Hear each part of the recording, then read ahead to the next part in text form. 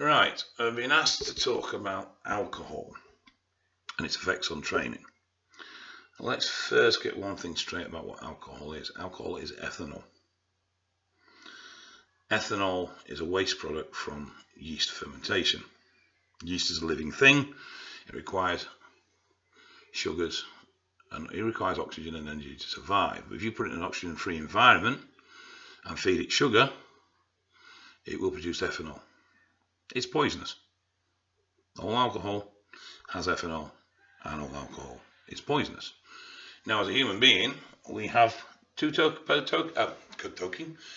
coping mechanisms, ADH1 and ADH2.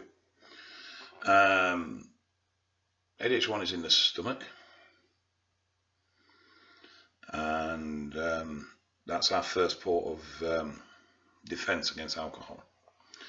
Now, the reason we have coping mechanisms for alcohol is because we produce it naturally. We have yeast in our stomachs, it's an oxygen-free environment, and we have sugars in there as well. So we naturally ferment foods within our stomachs and produce alcohol. Now,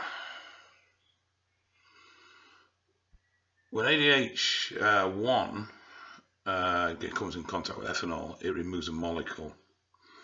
Now this leaves it, to be honest, in a more toxic state. And then ADH2 comes along and removes more molecules and converts it to vinegar. You can be deficient in either ADH1 or ADH2.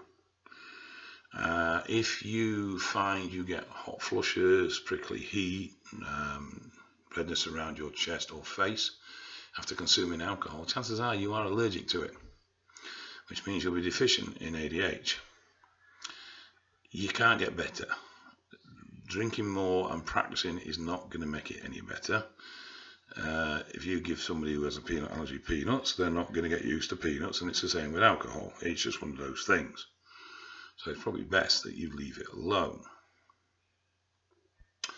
So our bodies can deal with alcohol. This is a healthy liver at 1 unit per hour.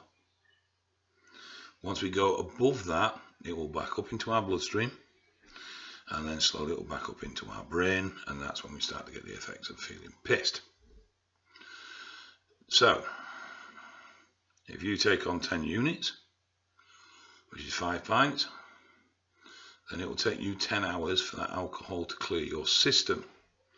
So just bear that in mind when you're getting up the next morning and driving anywhere. But how does it affect us in concerns to training? Well, the first thing, if you're a natty, it will reduce natural testosterone production. Now, it's normally quoted about 35% reduction, but it can be as high as 50, and it can take as long as 3 days for your natural systems to fully recover. It will also increase the aromatization of testosterone to estrogen. Now, as a natty, this is of some concern, but not massive. But if you're assisted, this becomes of a bigger concern because you have a lot higher levels of testosterone in your system already. You know, the man boobs that you see and the fat deposits around the waist that you see referred to as beer bellies isn't just from the excess calories and sugars within the alcohol they're consuming. It's also due to the fact that the estrogen levels are inflated and basically they have female pattern fat deposits. Now, the other one is it does decrease protein synthesis. And the final thing is that it increases myostatin production. And as we all know, myostatin is a regulatory hormone that controls muscle growth. And if you're not too sure about it, there is a video I've done on myostatin and myostatin inhibitors.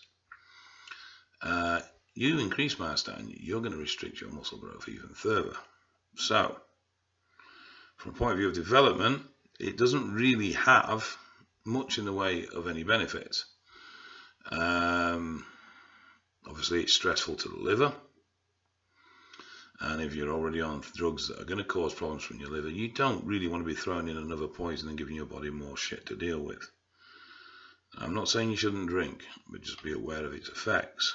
You know, and if you are on cycle, particularly a heavy oral cycle, maybe it's best you leave the piss alone until you finish your cycle. Anyway, That's it for that one.